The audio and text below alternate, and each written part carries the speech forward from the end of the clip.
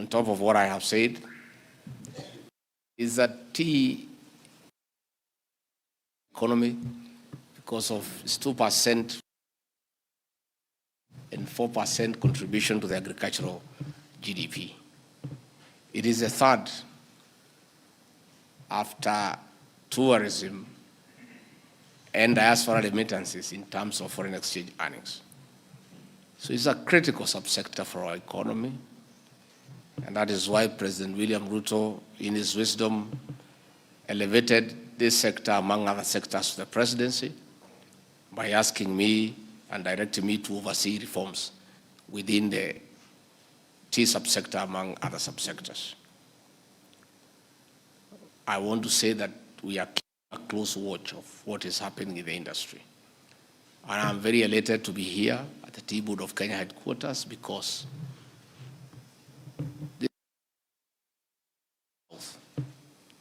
when a decision was made a few years back to collapse all these subsectors and alpha for regulatory and oversight, we almost lost this sector.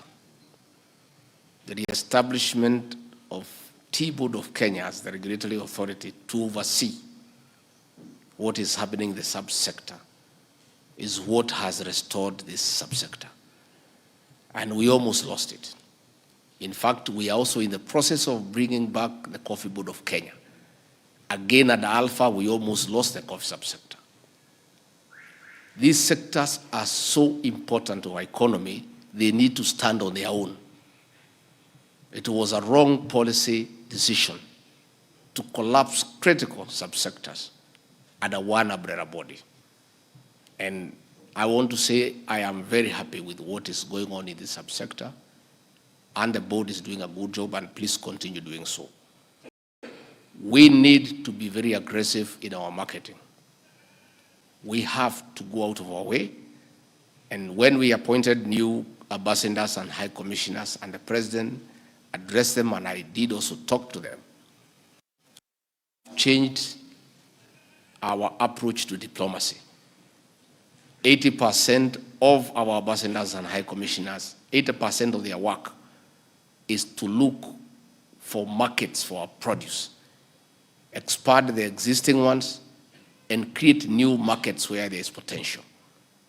And in matters tea, I am personally keeping a close watch on what is happening in all countries that uptake our tea.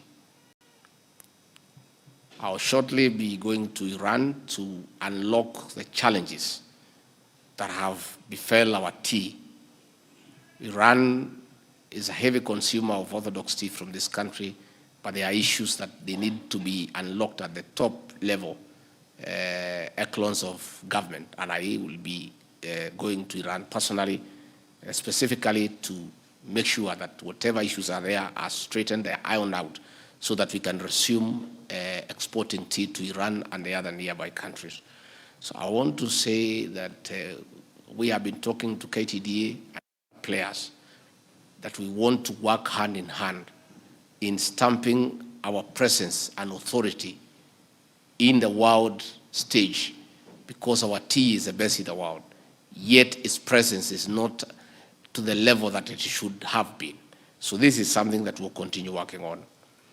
Again, on issues of orthodox tea, I've told KTDA, the national government is willing to partner with our factories and the county governments. And we agree on a shared contribution where the national government will put some money, the counties will put some money, and the factories will put some money to come up with an orthodox tea production line so that we can be able to get more money to the farmer. Because that tea is is required a lot, and the prices are better. So that is something that we are going to discuss so that we see what to do. In matters hawking of tea, we have given very clear instructions to officers of the National Government Administration and the various county security and intelligence committees to give every support to the Tea Board of Kenya to make sure that those who are engaged in tea hawking are eradicated from the sector. because that has been a big challenge. And I am told, and I have got information, that a lot of progress has been made. There is no let-up. We'll continue working with T-Board of Kenya, with our officers, to make sure that all those people engaging in the illegal activity of tea hawking are apprehended and have their day in court, so that we can protect the sector from criminal elements who want to reap where they have not sown. Again, President William Ruto, assuming office, came up with a brilliant strategy on how to bring down the cost of production by subsidizing fertilizer. The president made a very wise decision that you cannot subsidize consumption because it's not sustainable. And that is how he came up with a program. Fertilizer that was 7,000 shillings came to 3,500, now it's 2,500. We urge KTDA also, because of the economies of scale and the large quantities of fertilizer that they buy for onward transmission to the tea farmer, to use the leverage of economies of scale to get the right fertilizer that will fit the soils at the right price, so that the farmer can get the benefit. And with bringing down the cost of production, that will assist the farmer to earn a little bit more. In matters stability of the tea subsector, we have been very deliberate as an administration to make sure we don't allow anybody to destabilize the subsector. We are working with people who are in office because that is the right thing to do, and will continue doing so. However, the time for elections in KTDA are almost here, and I want to say that farmers must be allowed the opportunity to decide who will manage their affairs, because Kenya is a democratic country, and again, it's in accordance with the articles of association and memorandum of the factory. So when the time comes, the government will supervise the elections to make sure that there is no interruption, there is nobody who is interfering with the orderly way elections are supposed to be conducted. Again, court cases have frustrated reforms in the subsector, and in Kericho we did agree with all the stakeholders that they will withdraw the cases before court to allow the reforms to be beneficial to the farmer. Some have, unfortunately, others have not. I want to call upon all the stakeholders who mean well for the Kenyan farmer, who genuinely mean well for the Kenyan farmer, to please withdraw those cases and allow these reforms to be implemented fully for the benefit of the Kenyan farmer. Those who are in KTDA who want to run for elections, they are free to do so, but they cannot run for elections when they have taken the organization to court. It is absurd that we are using farmers' money to sort out individual issues. People who want to lead, people who are greedy for power, take farmers to courts. We have to pay lawyers from the farmers' earnings. It is not right, it is unethical, it's immoral. You cannot say that you mean well for the Kenyan farmer, yet you take the farmer to court and use his or her earnings to prosecute your matter in court against the farmer. So as an administration, we will be very reluctant, and I don't think we can allow anybody who has taken the farmers to court to run for office.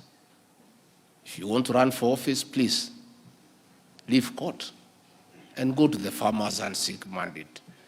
And if the farmers in their wisdom decide that you have the capacity to lead them, they'll allow you to lead them. But you cannot take the farmers to court, use their resources to prosecute them in court, and come and say you want to lead them. So the moratorium that was there for the former directors not to run for office will be lifted when they get out of court and go to the farmers and seek office.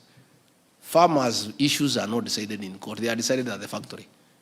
That is where they are. Go to the AGM there and seek mandate from the farmers and tell them you want to lead them and you want to manage their affairs. And they'll consider and they'll allow you if they think you are suitable. But taking farmers to the High Court, to the Court of Appeal, I think it's unfair, it's not right. And when you look at these issues being canvassed in court, they have nothing to do with the farmer. None of those litigants has the interest of the farmer at heart. They want to protect their turf. They want to have their say in decision making, not to the interest of the farmer, but to the detriment of the farmer. So we will be saying we are willing to allow everybody to seek for office because this country of ours is a democratic country, and everybody has a right to seek for whatever office you want to in the land, including being a director in a factory owned by farmers. But let us agree that farmers' issues will be sorted at the factory, not in a court of law. So you cannot be at the factory and at the courtroom at the same time. You just have to make a decision where you want to be. And I think once we do that, we would want the elections for KTDA factories to take place. The government will supervise, will make sure we provide security and everything to allow the farmers to freely and democratically choose their directors so that they represent their interests and they are accountable to the tea farmer for the orderly running of the industry. So mimi nimeshukuru sana sana sana sana, and I want to say that we are together. The President and I are available for consultation anytime we are required, and I agree with the last speaker, we need to work on quality because quality is very, very, very important. But again, you know, quality is also informed by the incentives that we give the farmers. They go hand in hand. When the farmers get a good price, they are motivated to also, you know, apply the inputs and take care of the tea bush. So the two go together. So even as we ask the farmers to improve on quality, we in the leadership, in the subsector, must go out of our way to make sure that we pay the farmers well so that they are motivated and they feel that they are doing the right thing and they are energized. And as long as the farmers are motivated, they are energized, they will produce not just good quality but also huge quantities. So mimi nimeshukuru sana sana sana, asanteni sana. May God bless you and bless you abundantly. Asanteni sana. Thank you very much.